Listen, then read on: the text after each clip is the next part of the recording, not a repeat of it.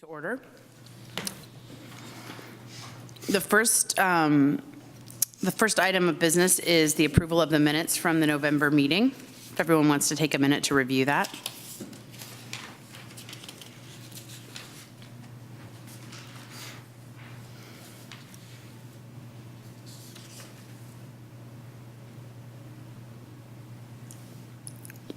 Do I have a motion to approve the minutes as written? I'll move that we approve the minutes as Perfect. as written. Thank you. Do I have a second? Second. All those in favor? Aye. Great. Okay. So we have an abstention because you weren't there. Okay. The next item on the agenda is public comment. This is an opportunity for anybody here who wants to address an item that is not on the agenda in another area to step up to the podium. Do we have anybody that wants to make a general public comment? All right.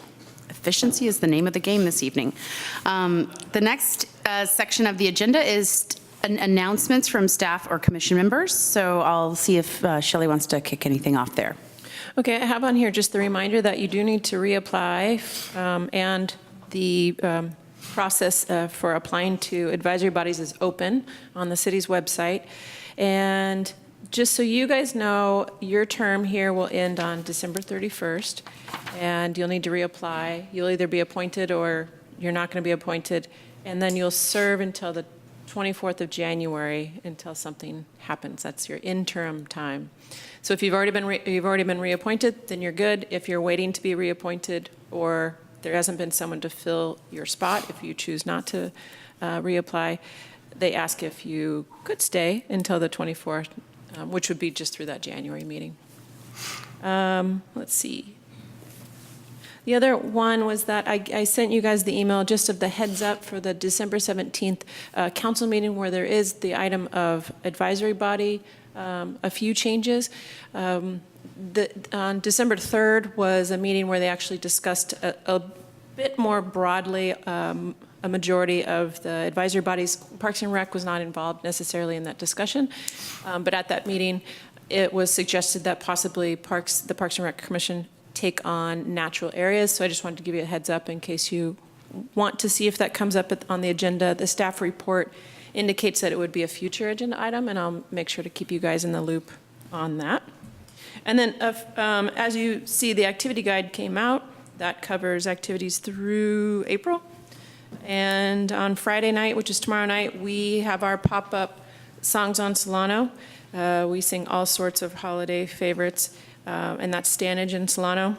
And then real quickly, we have Margot here tonight, but the Albany Hill, the butterfly study was supposed to be on the 17th council agenda. Dr. Weiss is not available, so that'll get pushed into January. So we're still waiting on that. And then we have a bunch of park projects that are a bit on hold. So either in design to come to you, such as the pathway lighting in Memorial Park. We have someone working on that. Bocce and other Measure R funded things. We're in a little bit of a holding pattern. Finance is doing some very important work right now in the CAFR, and that's what they're focused on. So we'll get back in line as soon as they get that completed. And those are all of my updates for you.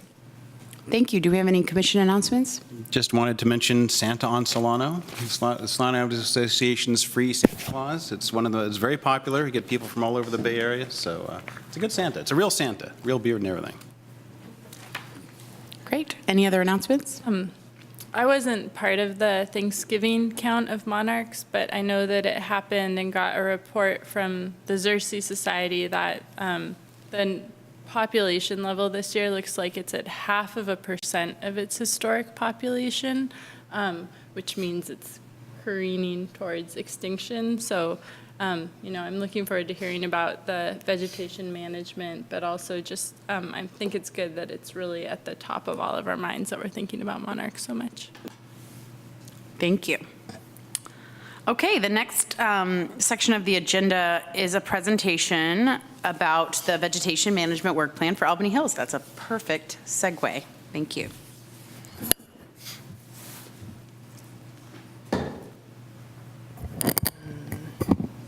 Good evening. I'm Margot Cunningham, and I'm the lead on vegetation maintenance on Albany Hill. So tonight I'll be discussing the vegetation work that we've accomplished so far and our plans for the next several months. And I'll be showing some photos from some of the projects that we've worked on. In the agenda packet, you've got spreadsheets that list in detail all of the work that we've done and the work that we have planned for through June 2019. So first, I want to talk a little bit about why Albany Hill is an ecologically unique place. For such a small area, it's got a diversity of habitats and plants and animals. And the reasons for this are that being situated on the bay shore, it gets an opposite from the Golden Gate. It gets the marine winds and fog. So it's got marine influences, but then because it's on the East Bay shoreline, it also gets inland influences, warmer influences. So these two influences combine to give a diversity of habitats and then all kinds of plants and animals. There are about 130 native plants on the hill. Some are rare and unusual. You'll find a couple that only grow on coastal areas and then also on Albany Hill.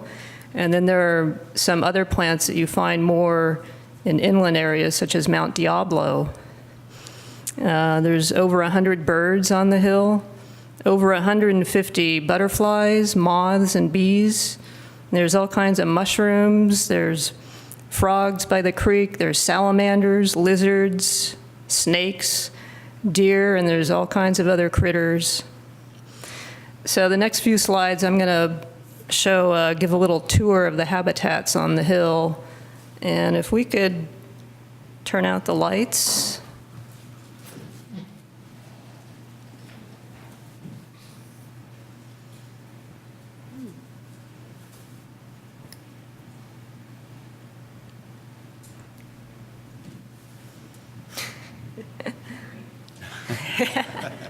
That's like me.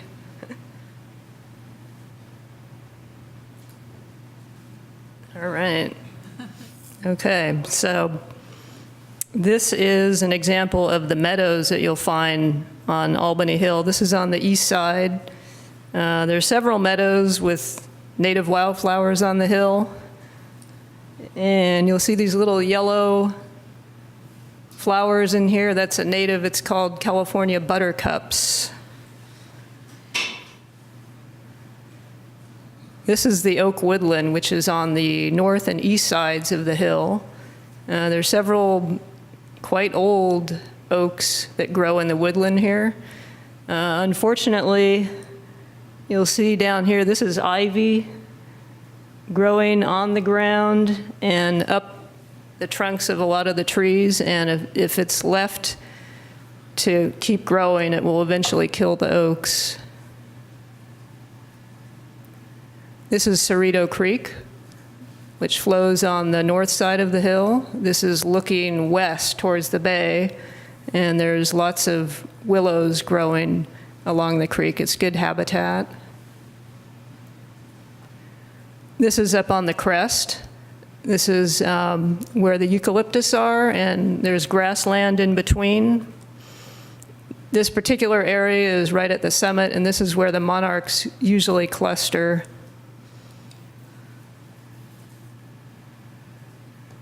And does anybody know what this is? This is poison oak in its summer color. On Albany Hill, we get poison oak turning all kinds of different shades of red and yellow in the summer. So this is an example. This is scrub habitat, which is, scrub is a mix of different kinds of shrubs, including poison oak and something called toyon, which is, it's a shrub with dark green leaves and bright red berries. It gets these red berries right about this time of year. There's also other shrubs or California sagebrush and something called sticky monkey flower, which is it's a shrub with orange flowers. Poison oak, though, is the most common shrub on the hill. Okay, back to vegetation management. So our work is funded by Measure R, the lighting and landscape assessment district that Albany voters passed in 1996. 50% was allocated to Albany Hill. And our work is guided by the vegetation management part of the Albany Hill Creekside Master Plan. There's 3 main goals that are in the vegetation plan: fire prevention, ecosystem health, access and safety. So fire prevention, that's a big concern these days with all the catastrophic fires that we've been experiencing in the state. So the fire department wants to make sure that we keep the fire roads clear so that their fire vehicles can access, get on the roads, and fight fires anywhere on the hill if needed.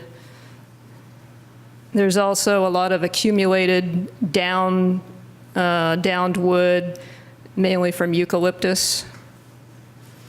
Ecosystem health. There are several native plant communities on the hill, as I was telling you, that support wildlife, including birds and pollinators. So we want to keep the native ecosystems intact and improve degraded habitats. Access and safety, we want to keep the trails and roads clear of debris, overhanging branches. We want to increase visibility to make the area feel open and safe for people.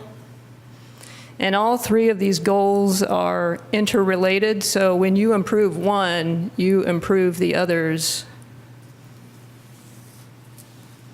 Okay, this is from the vegetation plan. This is a map looking straight down on Albany Hill. These are the condos on the west side. This area in here behind the condos, each condo has a private open space. They've been unmaintained. This area down here is a privately owned parcel that the landowner does a minimum. They do a small amount of maintenance each year, and then the city pays a contractor to maintain along the fire roads in that area.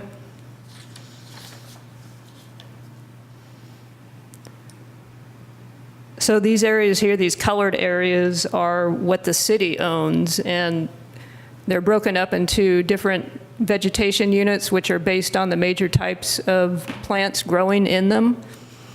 So here we've got, these names are really, I find them kind of hard to remember sometimes because they all sound the same.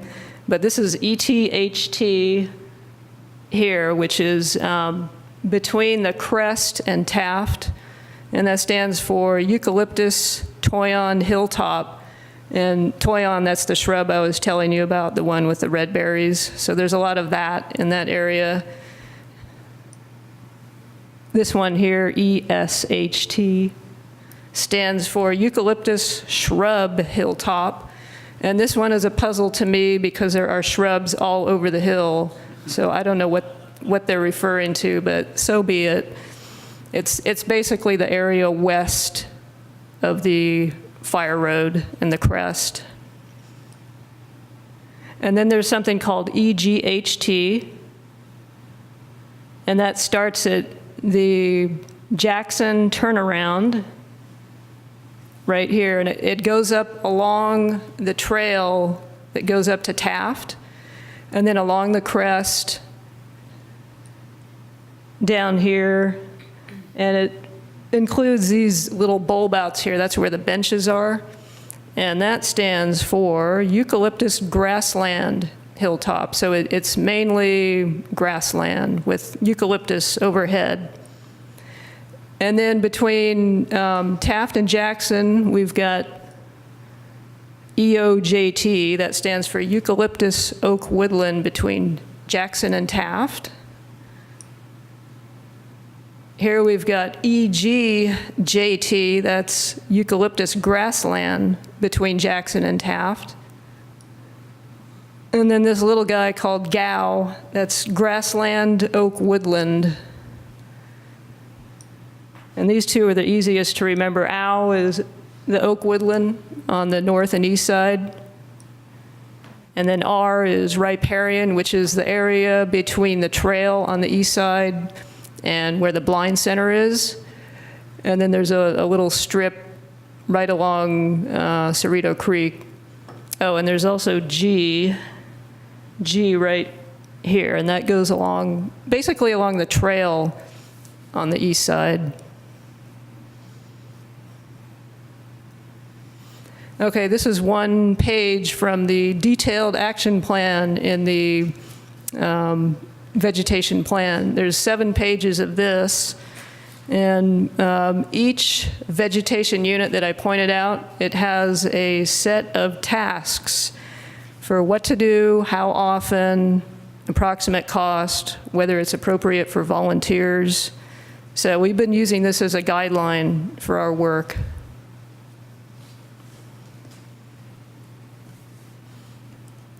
Since much of the vegetation work that we've been doing involves removing invasive plants, I thought I would give a definition here. The California Invasive Plant Council defines invasive plants as plants that are not native to an environment, and once introduced, they establish, quickly reproduce and spread, and cause harm to the environment, economy, or human health. Now, it's telling you about how many native plants there are on the Hill. About 130. Well, there's about as many non-native plants on the Hill, and several of these are invasive.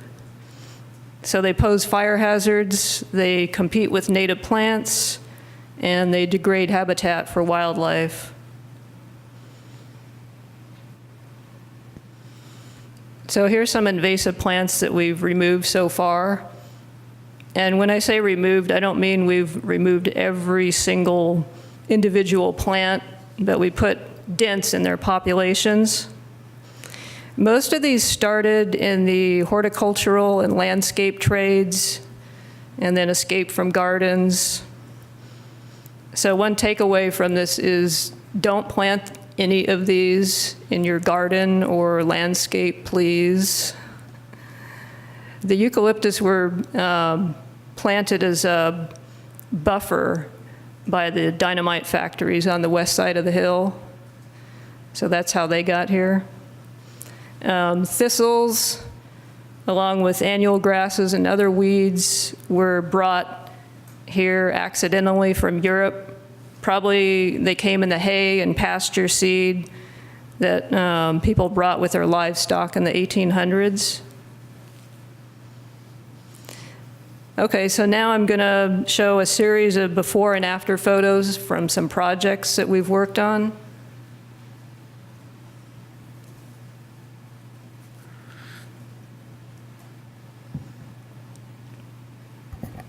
So here is French broom, all of this. This is all French broom. It's an ornamental plant with really pretty yellow flowers. It's in the pea family. I've actually still seen it being sold at nurseries, which is not a good thing. It grows very dense, creates fire hazards, crowds out native plants. Wildlife can't even get through it. It's a nitrogen fixer, so it actually changes the chemistry of the soil. A single shrub can produce up to 20,000 seeds, about 40% of which germinate immediately, and then 25% germinate in the second year. The seeds can be viable for up to 50 years. That's 50. So this stuff is hard to get rid of. So in this photo, this is before we removed it. If you focus on these 3 brown houses here, they're down on Jackson. I'm going to show an after photo. Ta-da, it's gone. Here's the 3 houses. You can actually see the ground, a little bit of the street here.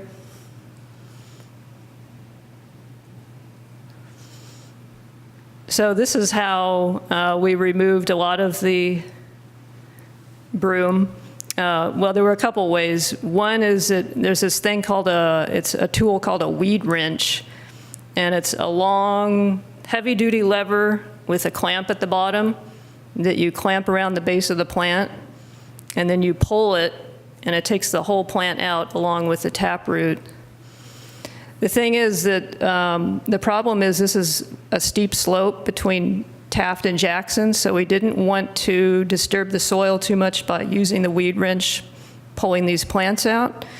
So what we did instead is the crew went in with chainsaws, cut the plants, and then came back later and peeled them like this. They just peeled the bark off. It peels off like a banana. It's pretty cool. And what that does is you peel off the bark with the cambium so that the plant, it can't get any water or nutrients, and it just dies.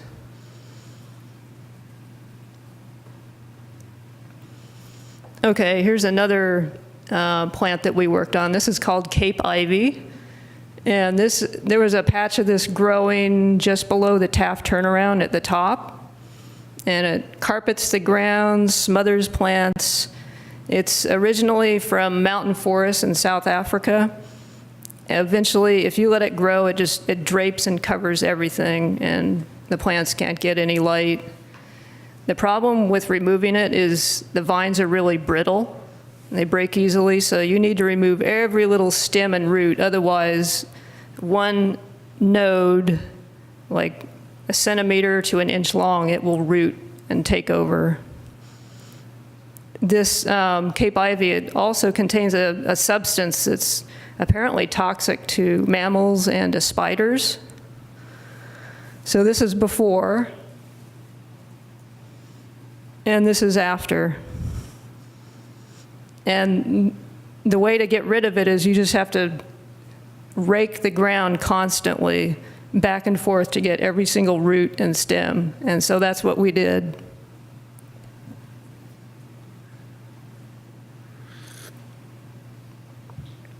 At this point, I want to note that there isn't that much Cape Ivy left on the hill. And this is because in the 1990s, Friends of Albany Hill, they removed most of it that was growing in the oak woodlands, the oak woodland on the north side. And under the direction of Carol Fitzgerald and Barbara Erder, who was a UC botanist, they organized volunteers and they got people to remove Cape Ivy that was draping like curtains on the oaks. And they also removed a lot of other invasives all over the hill. So Friends of Albany Hill, they paved the way really for the work, our current work on the hill.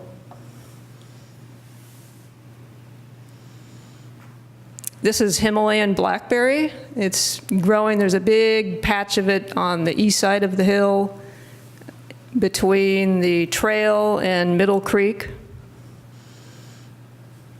It probably was introduced as a crop in California in the late 1800s, and then it escaped. It crowds out the native blackberries and other native plants. And our plan here is to remove sections of it at a time by cutting the canes and digging up roots and then allowing the natives to take over again. And this is something it's called the Bradley method. It was developed by two sisters in Australia. It's a strategy of don't bite off more than you can chew, nibble away at the edges and around natives, and then you allow the natives to gradually reclaim the area. So this is during removal. This is a crew person using a chainsaw to cut back the blackberries. And then this is afterwards. We cut back about a 10-foot swath and dug up roots. That's the blind center there. And we found lots of trash in the blackberry patch, this little guy, tire, a cone. The sled belongs to the contractor. Okay, eucalyptus removal. There were several, this is a project we worked on locating potentially hazardous eucalyptus along Taft and Jackson Street. So John Hawkridge and I went out and we identified about 100 eucalyptus that could be removed just along Taft and Jackson. The problem is we didn't have enough money to remove that many, so John had to pare the list down to fit into a budget of about $40,000. And we were looking at eucalyptus that had forked trunks, undermined roots, ones that were leaning, any that could be a potential hazard to people and property. This particular one was located just north of the last house on Taft. And so this is after removal. There were 3 trees that we took out there, and then it was a total of about 15 trees that we took out, mostly eucalyptus. And this is how it was done. The tree company brought in this 100-foot crane. Up at the top there is a tree cutter. The crane took the tree cutter up to the top of the tree, and he would rope and cut sections of it, and then the crane would lower the sections to a chipper, and then bigger logs were taken away. Okay, this is another project we worked on. This was thinning and pruning oaks in Creekside Park.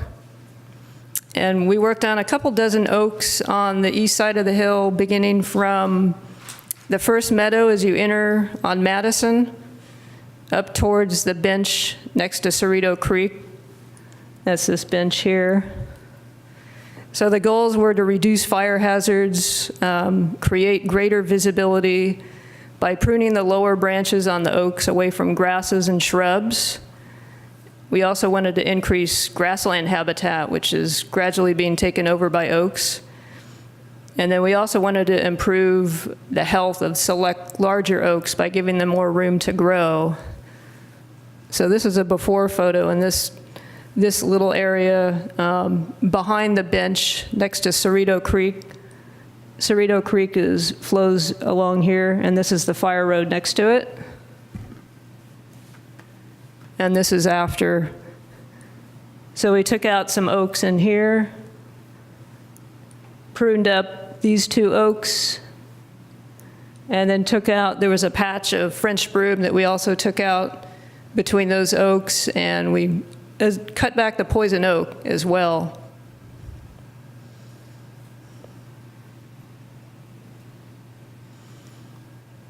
Some of you may have noticed these little black tarps in different areas of the hill. So what's going on here is we tarped invasive plants that either stump or root sprout, or both actually. So small eucalyptus, something called pampas grass, acacias, cotoneasters, and cherry plums. And the idea is to prevent light from getting in. You suppress photosynthesis, and you encourage pathogens to grow and rot the stump. And this is an IPM approach, integrated pest management, which is an ecosystem-based approach to pest control. So, for example, you use physical controls or habitat manipulation before going to pesticides. So this particular tarp is covering a small eucalyptus stump that we cut, and you cut it low to the ground so that when you tarp it, there aren't any sharp edges that will pierce through the plastic. And then this is 1 year after being under a tarp. It's completely rotted. There are a couple other IPM approaches that you can take to killing eucalyptus stumps. For saplings, really small eucalyptus, you can girdle them, which means you remove the bark and cambium all around the tree, and then that kills it because it can't get any water or nutrients.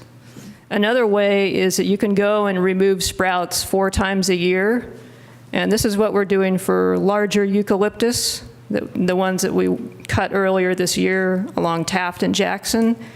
And then after a couple of years, the stump just gives up and dies.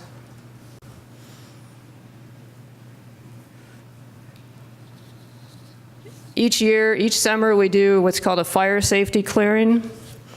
And this is at the request of the fire department. They want along fire roads on the crest, on the west side, along Cerrito Creek, the fire road along there, the trail on the east side of the hill, and around benches and other gathering areas. They want the annual grasses mowed, shrubs and trees pruned back, and woody debris cleared away. So that's what this is, the summer fire safety clearing that we had. We filled 6 dumpsters full of plant material.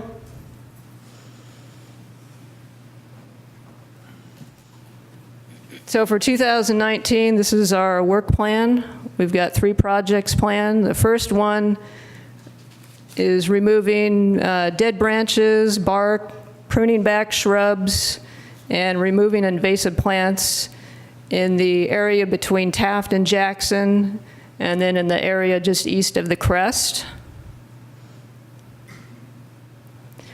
So the invasive plant removal, it's a follow-up on the invasive plants that we worked on before, such as the French broom and eucalyptus.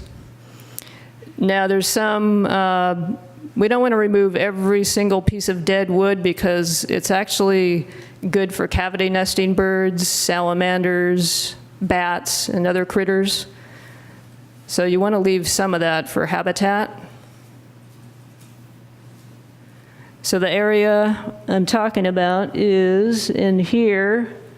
This is between Taft and Jackson. And then this ETHT area just uphill from Taft, between Taft and the crest. So this is to give you an idea of what's going on between Taft and Jackson. We've got all kinds of woody debris here, branches and trees that have fallen. This right here, a tree fell and it's leaning against another one. This is called a ladder fuel. And this is it's a firefighting term, meaning live or dead vegetation that allows a fire to climb from the ground up to the tree canopy. So this is a good example of that. Some of the invasive plants that we'll be taking out, this one is called cotoneaster. And it's kind of hard to see, but there's a bunch of it in here. It's a shrub with grayish green leaves. It's from China originally, came here in the 1800s and then escaped gardens and has been causing havoc ever since. It grows multiple branches and it produces red berries all year round, so it has the potential to spread any time of the year. And it grows densely, especially here between the eucalyptus, so it creates ladder fuels there as well. And then after removing them, it'll be good because it will allow the natives to come back, especially the toyons that are growing. There's some toyons mixed in here in this photo. Over here, the ones with the darker green vegetation, they'll be able to grow better.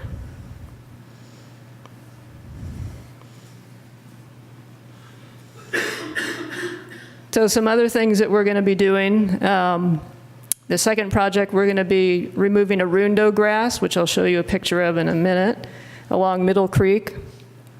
We're going to do a spring mow to target annual grasses and thistles before they set seed, and then another fire safety clearing, the one that we do every summer.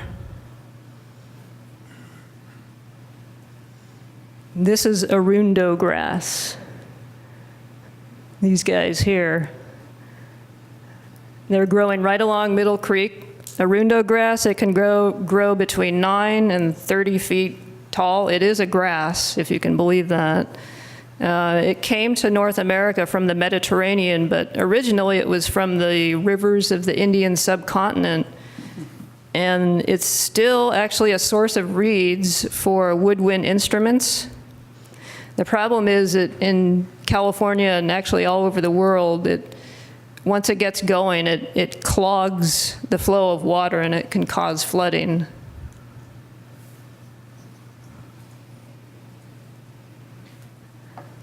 These are annual grasses.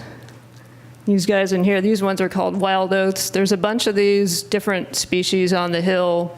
They're all non-native, and the problem is they grow, turn brown, and then die and make a fire hazard. So what we want to do is go and mow them before they set seed. And the idea is that you will then deplete the seed bank and they won't come back next year. So your fire hazard is reduced, and over time you allow the natives, including bunch grasses and flowering plants, to take over. And since they're perennial, meaning they live more than a year, they're not nearly as flammable. And we want to do the same with these thistles here.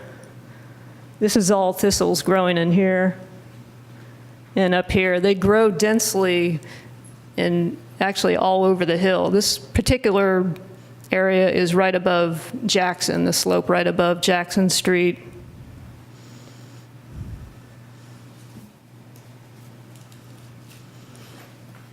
So volunteer groups, there are some things that volunteers can do on the hill.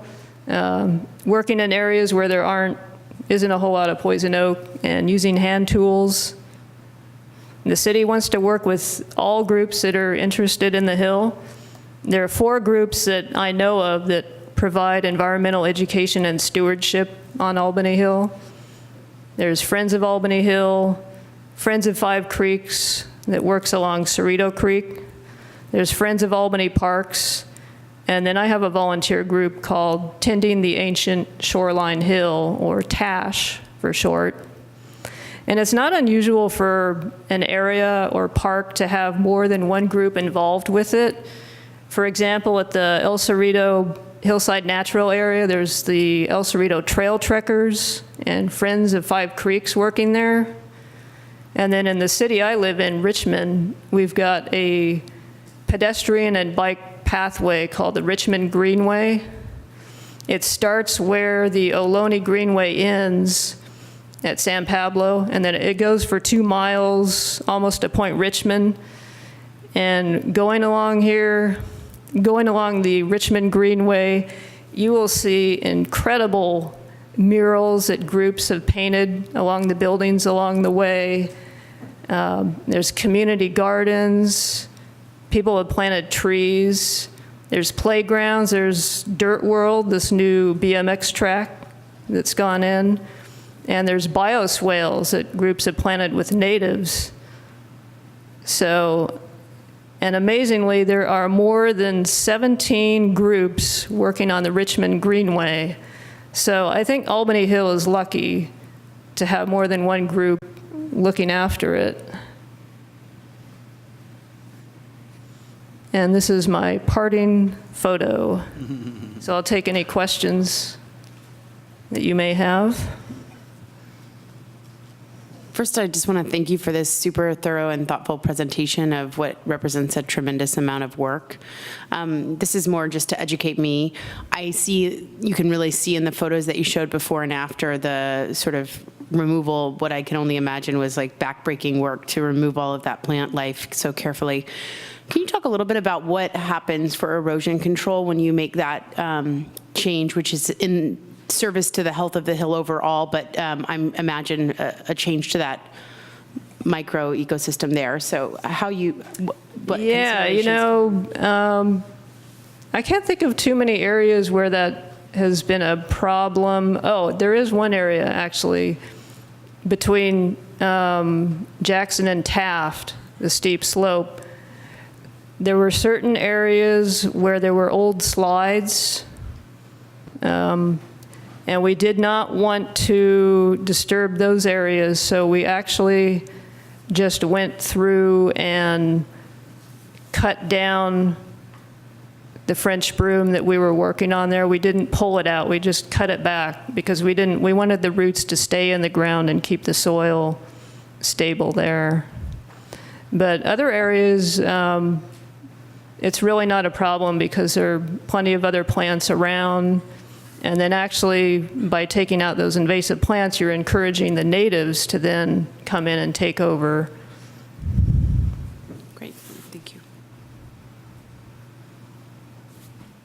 I had a question. If you, on the steep slopes, do you ever rent those herds of goats or have other ways of maintaining that kind of foliage? That's a possibility. The problem with goats is they tend to eat everything, whether it's native or not. So you'd have to fence off the natives that you want to preserve.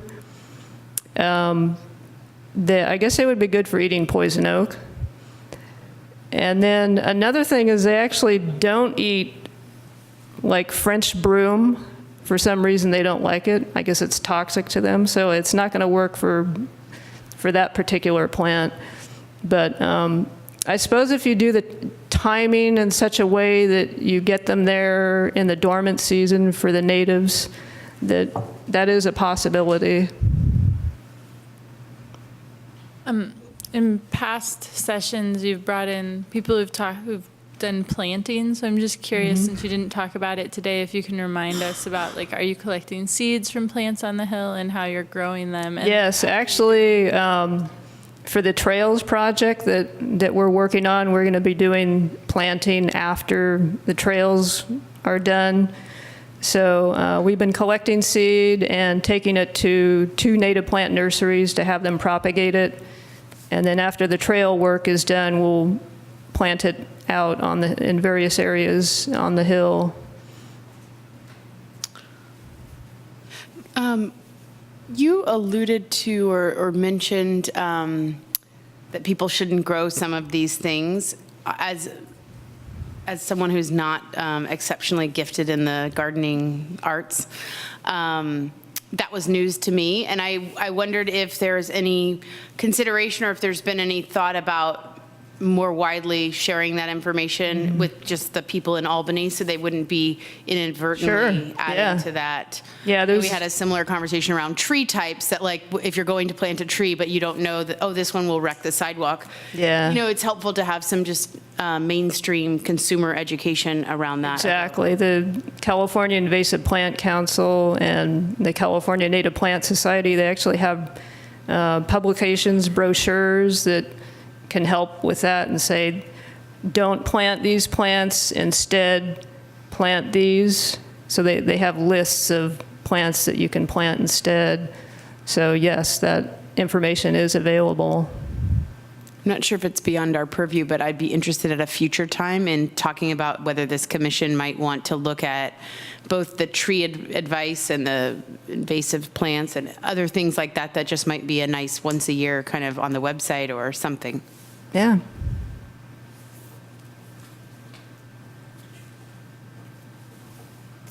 Are there any other questions for Margot? I thank you so much again for this great presentation. Sure. Okay, the next item on the agenda is moving on to the street tree removal applications. And the first one is for the tree at 739 Santa Fe. I think we might have a staff report about the 2 trees under consideration. The first one,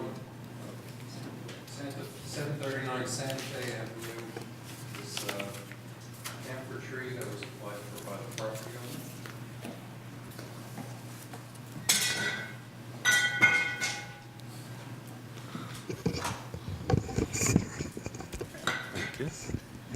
All right.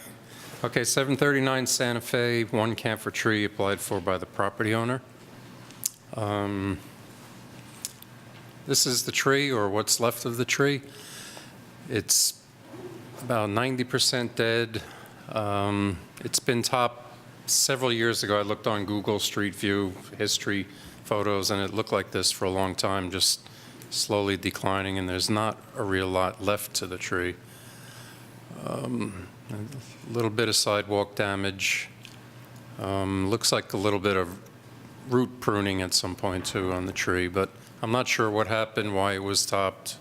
The property owner said the city had done this, so I don't know why, but there's no reason to keep this tree. Not necessarily a safety issue, public safety, but the tree's got no future, and we might as well take it out, replant a new tree. So, that's it. That's all I have. Any clarifying questions from the commissioners on that tree application?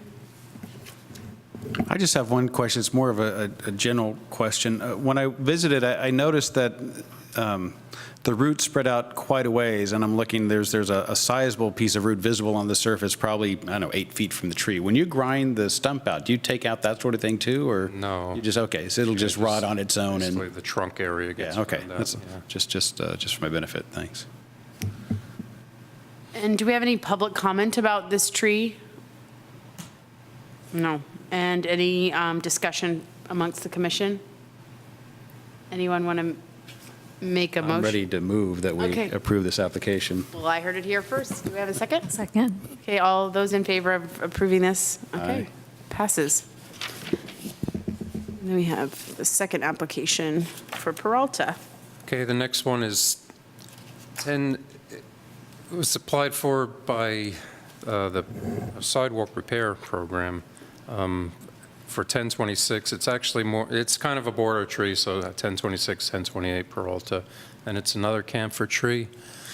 This is the tree. It looks a little better than the last one, but it's on its last legs also. It has several large dead limbs in it. Most of the growth that you see, let me go back. Well, most of the growth there is epicormic sprouting along the stumps, meaning it's the tree's last gas to produce some photosynthesis, and it's caused some significant damage to the curb and the sidewalk. Sidewalk's been repaired. It's been curved out to give more space for the tree, but the tree continued to cause damage. A little bit of a roller coaster ride there. There's the growth on the tree again, the epicormic sprouting along the trunk mostly. A lot of dead wood in the tree. If we went and pruned that out, there would not be too much left of the tree. There's an entire dead stem, some smaller limbs. Again, the sidewalk, you can see how it was repaired, it was curved out, and still causing damage.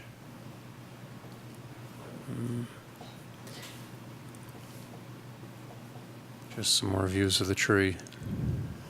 So again, this one I think it's on the sidewalk repair list, and I think another sidewalk repair and more root pruning is just going to further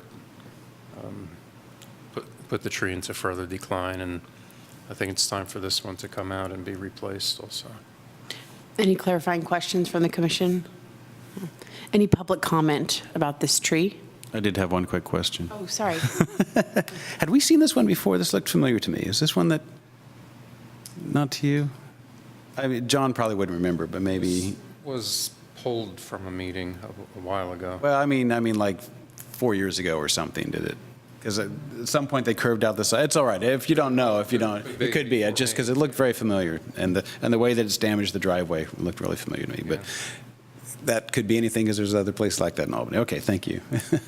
Any other questions from the commission for John before we open it up to public comment? Feel free to come up if you would like to make a public comment.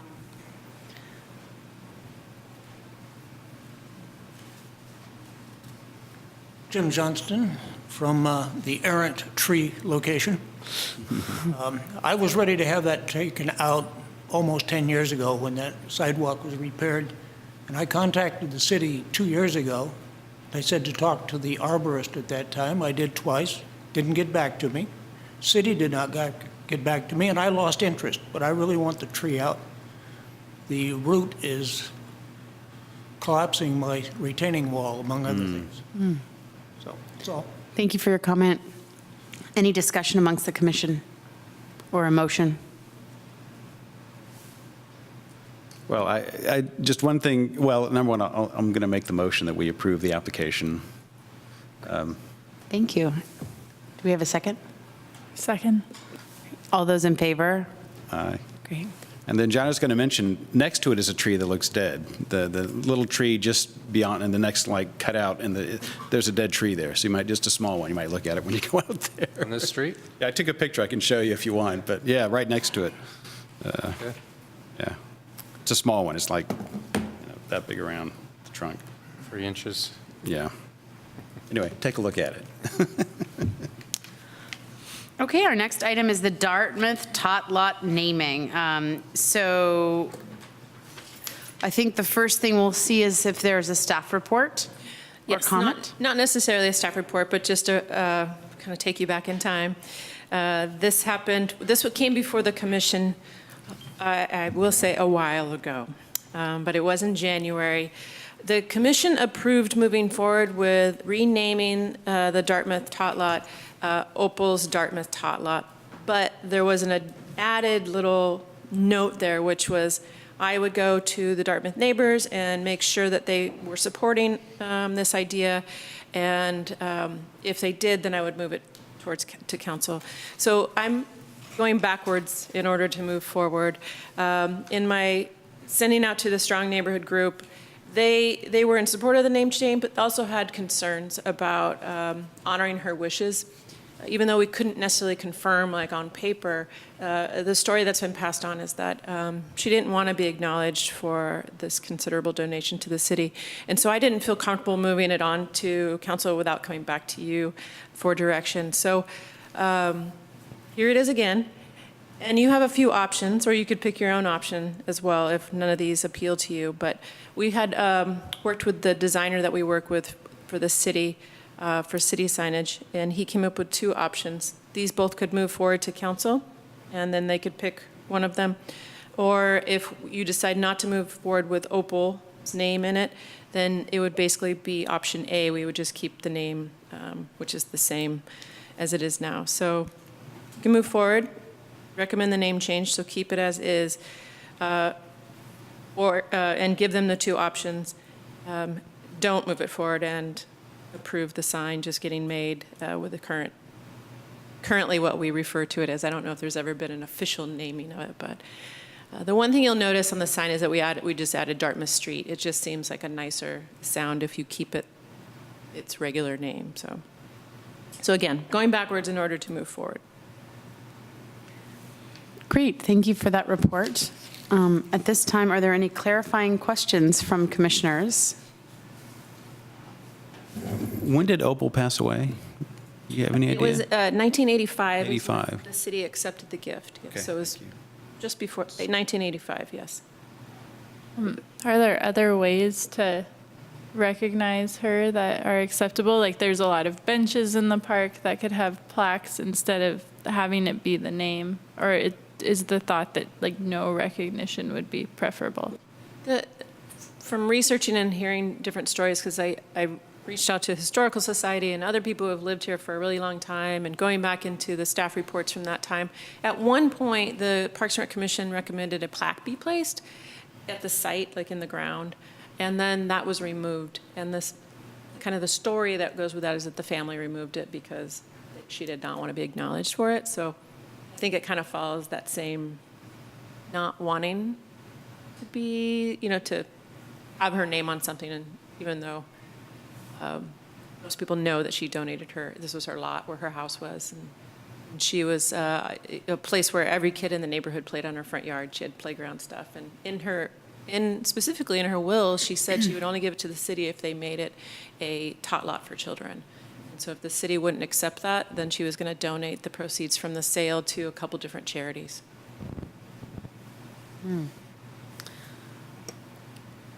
Is there any public comment Okay. And any discussion amongst the commission? I want to thank Shelley for reaching out to the community and the Historical Society and looking at some of the older documents and trying to piece it all together. Sounds like a bit of a puzzle, and for us to consider all that. Thanks. Have you talked to the family, or like it sounds like you talked to some neighbors, but what did the family say? Could not find any family members, any names that were mentioned in any of those documents at that time, or the lawyer that represented the family. Couldn't find anybody that knew a neighbor or knew a family member like extended either. So tried to figure out if there was anybody that we could talk to about it. Something I'm thinking, like, because it sounds like knows what really happened, but the plaque was removed. Like if you were to put a sign that just that's not naming it, but that kind of describes the history. So I go to this tot lot all the time, right? And I had no idea that there was this person who did this, and so it would be neat to like be able to tell the children that, but maybe not specifically name them. And so that might be a more expensive but alternate way to honor this person without directly naming them. That's a good idea. What about the Albany Community Foundation would help with the plaque if it was a matter of money? I wonder if just having the name Opal's Dartmouth Tot Lot though begins that conversation, and then it gets passed down verbally as opposed to putting it on a plaque that is a little bit more formal. Possibly, but with that, like, I don't know if I'd really look into who Opal was, just like myself, be like, oh, it's, maybe somebody who donated, but not the whole like rich history. I only refer to it as the tot lot. I've only ever really heard people refer to it. So I feel like adding the name doesn't really add that much, like in terms of respecting the gift that the person gave the city. But again, that's just me. And I see it as the plaque idea is telling the story of the park, how the park came to be, rather than putting a name on it to honor someone. I see it it's a little different thing. So it could be more of a generic, the owner of Exactly. the address. Yeah, this park came about when the kids played in the yard, and et cetera, et cetera. Yeah, that could be nice. That sounds good to me, too. And I have hesitation in putting something on the sign and naming it formally, if there's any sense that there was hesitation about that. I do like historical plaques. I super geek out on that, and I love it when like Eagle Scouts have done that as their project. So I think doing something like that here would be nice because it feels a little broader. So I personally would, well, I don't want to cut off questions or discussion, but I personally think moving forward with the option A with a addition of trying to do some kind of historical plaque or what have you, potentially with the support of the community foundation, seems like a good idea. Hope they're watching. I know money's expensive. Money's an issue. Even if it came through Recreation Department. Sure, It would be a nice thing. We don't want to lose the story, and so. Yeah. That's And the story is the important part more than the name, I think. So It is. I really anticipated that neighborhood group, that they call their neighborhood group the Friends of Opal's Park, would have a really strong feeling about it, and they liked it, and then they said they had concerns. And so I think she termed it as her wishy-washy recommendation, so that didn't feel Yeah. like a solid yes. And then I sent along a note from a neighbor who didn't want it to change, who added his comments, but it's fine too. I definitely think like being able to talk more about like cool stories in the history of Albany, like, and pass that along to our youth is a cool opportunity. So. Did I make an actual motion? I meant to. Okay, I move that we recommend City Council option A and then explore separately a plaque that could potentially be funded by well, it doesn't. somebody. Don't mention funding. But the idea being that we would move forward with a recommendation for option A for the sign. Is there a second? Or does someone want to propose something different? I second that.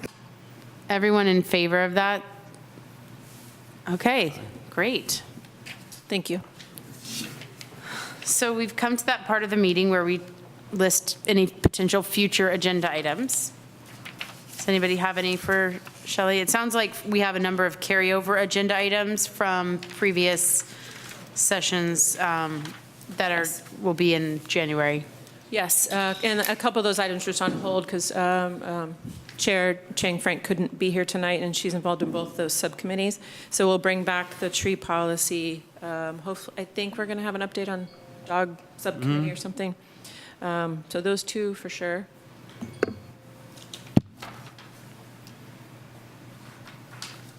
Great. I think, other than stating that our next meeting will be on Thursday, January 10th, I believe that adjourns our meeting. Happy holidays for anyone that celebrates whatever it is that you celebrate, and may you enjoy whatever you do or don't do.